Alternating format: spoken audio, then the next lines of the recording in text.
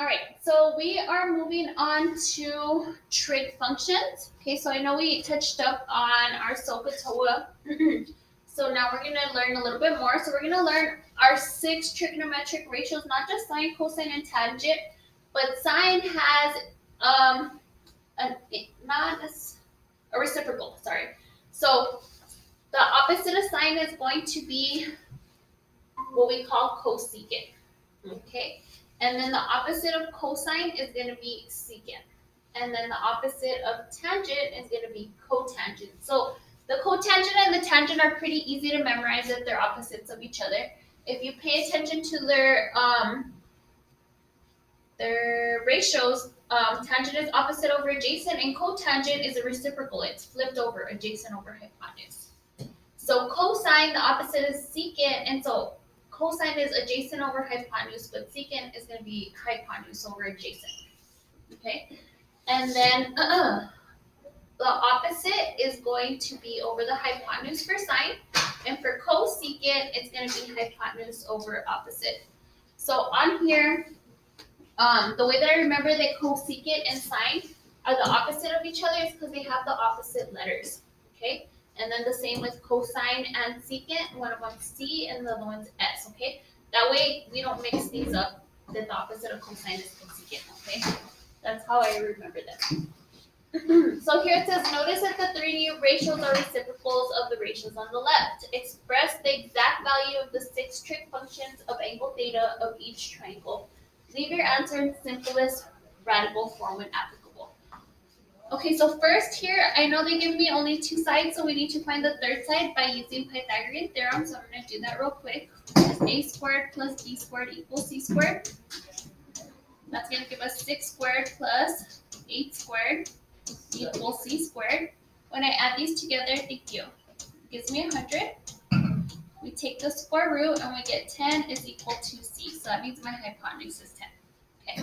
Now that I have all 3 of my sides, I'm going to go ahead and set it up. So across, here's my angle theta. Opposite my angle theta is 6. So this is my opposite side. On the side that's touching my angle is going to be my adjacent side. And then the longest side is going to be my hypotenuse, which is always across our 90-degree angle. Okay, so remember your hypotenuse never changes, but your opposite and adjacent do, depending on the angle that they give you. So then here we have sine of theta. So I'm going to go ahead and write my trig ratios. My sine is opposite over hypotenuse. My adjacent and my cosine is adjacent over hypotenuse. And then my tangent is opposite over adjacent. Now my reciprocal functions are the opposite. So I'm going to go ahead and flip this around. This is a over O. If cosine is a over h, then secant is h over a. If sine is over h, then cosecant is h over o. Okay. So for sine, my opposite is 6, and my hypotenuse is 10, so 6 over 10, which reduces to 3 over 5. And then for cosecant, we're just going to flip that around. All right, cosine. Cosine is the adjacent side, which is 8 over my hypotenuse, which is 10. Okay. So that is going to reduce to 4 over 5. And for secant, I'm going to go ahead and flip that around to 5 over 4. All right, then tangent, we have O over A. So my opposite over adjacent. So my opposite here is 6, and my adjacent is 8. And this is going to reduce to 3 over 4. So for my cotangent, I'm going to go ahead and flip that around, and that's going to give me 4 over 3. That's it. So let's go ahead and try the next one. So here we have 3, we have 4. We're going to leave this in simplest radical form, just a little reminder. So we're going to go ahead and use Pythagorean theorem to solve for the missing side. So 3 squared plus b squared equals 4 squared. 3 squared is 9. 4 squared is 16. I subtract the 9. And this gives me b squared equals 7. We take the square root, and it gives me b equals the square root of 7. So we're going to leave it in radical form. Okay. Then once again, we identify the angle. So here's my angle here. That makes the 3 opposite. Okay. My longest side is always across the 90-degree angle. So the 4 is my hypotenuse, h, y, p. And then, let me erase that. And then the side right here is my adjacent.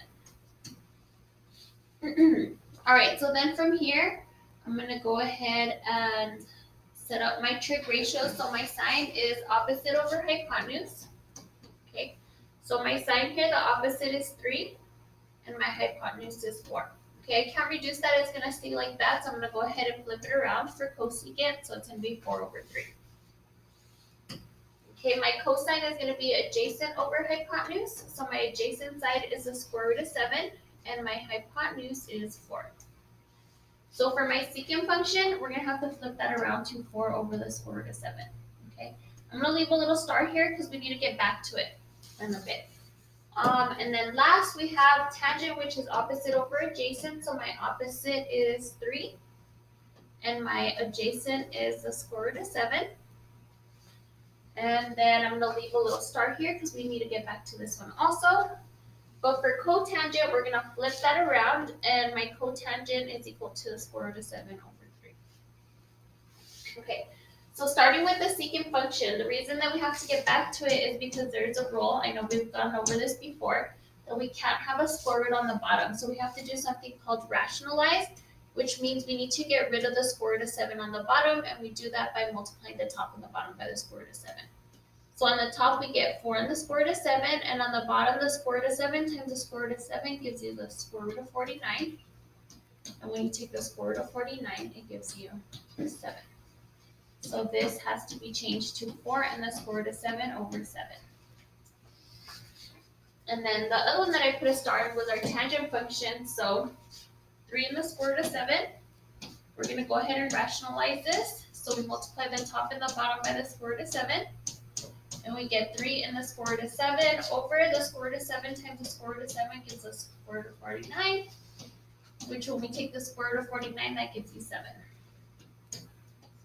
So after a while, you'll pick up on the pattern, and it's okay, it'll be a little bit faster, but in the beginning, it's kind of confusing. All right, the next one, it says here, given cosine of theta is equal to 12 over 13, and the angle theta is in quadrant 1, find the exact value of the other 5 trig functions in simplest radical form using the rational denominator. So pretty much when it's saying here using the rational denominator, that's just telling you to rationalize it if you need to. Simplest radical form is what we just did right now. We left it in radical form, so I don't want you guys to panic. I know it's a little confusing. And then it tells you that it's in quadrant 1. We're going to get more into it in the next lesson. So all I need you guys to worry about is leaving it in radical form and the 12 over 13. Okay. So here cosine is 12 over 13. That means secant is 13 over 12. Okay. And so I'm going to go ahead and draw my little triangle here. This is my angle theta, just like we had on the other problems. This is my opposite. This is my adjacent. This is my hypotenuse. Okay. So we need to remember that sine is opposite over hypotenuse. My cosine is adjacent over hypotenuse. And then my tangent is opposite over adjacent. Okay. So because of this information, that means that my adjacent is 12. Okay, so I'm going to put a 12 here. It means my hypotenuse is 13. So I'm going to put a 13 here, which means we're going to have to figure out what the opposite is in order for us to solve for sine and tangent. Okay, let me erase this. I'm going to go ahead and do a squared plus b squared equals c squared. A squared plus 144 equals 169. We subtract the 144, and this gives us 25. We take the square root, and that means a is equal to 5, okay? Which is my opposite side, the missing side. Not necessarily the adjacent, sorry. So this is 5. So now I'm ready to set up the rest of my trig ratios. My sine is going to be 5 over my hypotenuse is 13. That makes my cosecant 13 over 5. My tangent is opposite, which is 5, over my adjacent, which is 12. And then my cotangent is 12 over 5. Okay. This I didn't have to simplify. They are all simplified. There's no radicals that I have to simplify either, so it stays like that. Okay. On the next one, it says given sine of theta is 2/3. So I'm going to go ahead and fill that in now. That means this is 2 over 3, which is my opposite over my hypotenuse. Okay, that means cosecant is going to be 3 over 2. So I'm going to go ahead and draw my triangle. Here's my angle theta. This is my opposite. This is my adjacent. This is my hypotenuse. And so my opposite here is 2, based off of this information right here. My hypotenuse here, they're telling us our hypotenuse is 3, so this is 3. So then I'm going to have to solve for the adjacent side by using a squared, which is 2 squared, plus my adjacent side, I don't know. So a squared plus b squared equals c squared. Sorry. So this gives me 4 plus b squared equals 9. We subtract the 4. This cancels and we get b squared equals 5. We take the square root and we get b equals the square root of 5. Which is my adjacent side. So that's the side that we're missing. This is the square root of 5.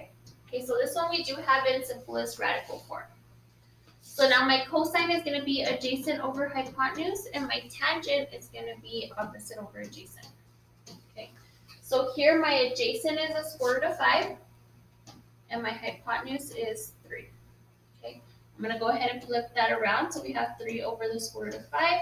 I'm going to leave a little star here because we're going to have to get back to it. Okay, now my tangent, I have opposite over adjacent. My opposite is 2. My adjacent is the square root of 5. I'm going to leave a little star here because we're going to have to get back to it. And then for cotangent, we're going to go ahead and flip that around, and that's going to give us the square root of 5 over 2. Okay, so first with the secant, we're getting back to it because we're going to have to rationalize it. Okay, so this is 3 over the square root of 5. We need to get rid of the square root of 5 in the denominator by multiplying the top and the bottom by the square root of 5. So this gives me the square root of 5, 3 and the square root of 5 over the square root of 25, which just gives us 5. So here, 3 and the square root of 5 over 5. All right, the next one is 2 over the square root of 5. So we multiply the top and the bottom by the square root of 5.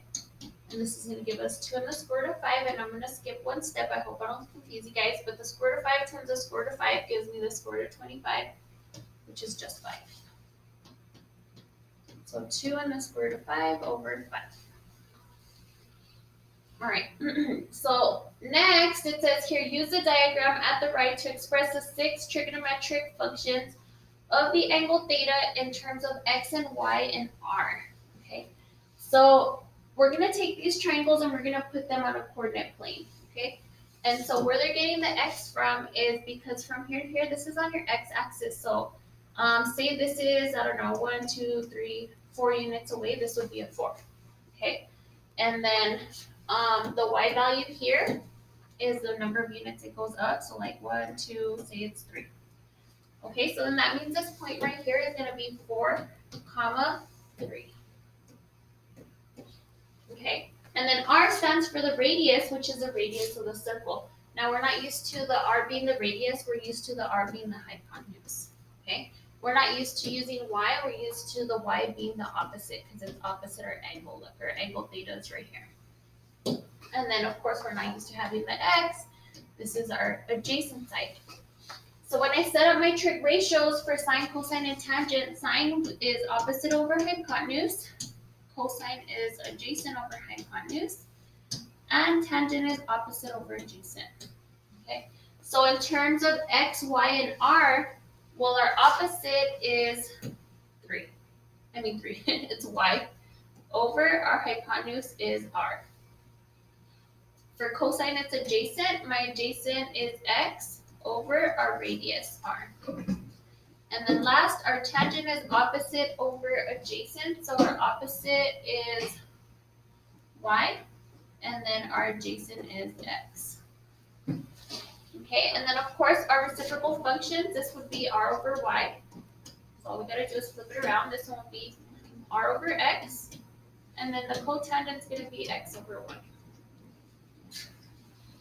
So here's our examples. It says the terminal side of theta is in standard position. It passes through point P. Draw theta and find the exact value of the 6 trig functions of theta. Leave your answer in simplest radical form. when applicable. So here's our point, -5, 12. Okay, so -5 is my x value, so it's going to be -5 would be about right here. And then 12 is my y value, would have to go up 12. So say 12 is all the way up here. So this is my point right here. Okay, so to make our triangle, this is how you draw your triangle. You go from the point to the center, and then the side of your triangle is always going to be on that x-axis, okay? So it's going to be touching the x-axis, okay? I don't want the triangle up here, I want it down here. And then we have our y value this way. So we said y was 12. This is -5. And then now we're going to have to find the hypotenuse of our triangle in order for us to get all our trig functions. So we're going to use a squared plus b squared equals c squared. Our a is -5. I'm going to put that in parentheses. B is 12 squared equals c squared. So when I add this together, it gives me 169.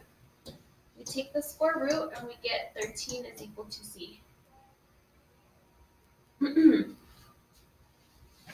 All right. So then from there, we're ready to set up our trig ratios. This is my opposite. This is my adjacent. This is my hypotenuse, because it's going based off of this angle in here. Okay. You can also use x over y, y over x, or your r's. So here, I like to keep it consistent using opposite over hypotenuse, just because I think it's easier for you guys instead of changing the letters on you. But we'll change them when they're necessary, okay? So opposite is 12.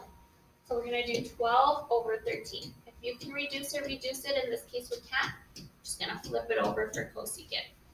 And then for cosine is adjacent, which is -5, over hypotenuse, which is 13.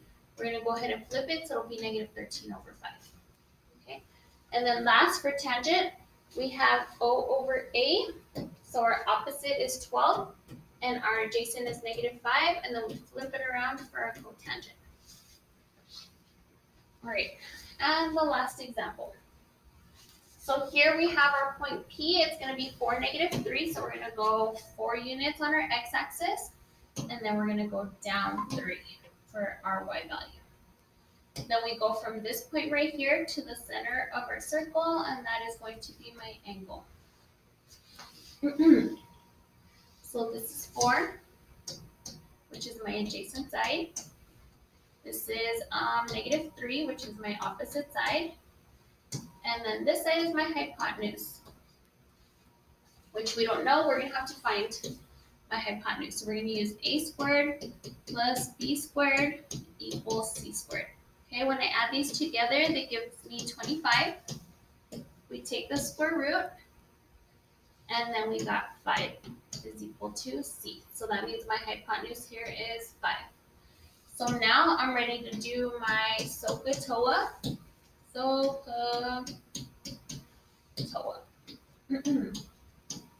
So my sine is the opposite side, which is -3, over my hypotenuse, which is 5. I'm going to go ahead and flip that around for my cosecant. For my cosine is my adjacent, which is 4, over my hypotenuse, which is 5. I flip that around for my secant.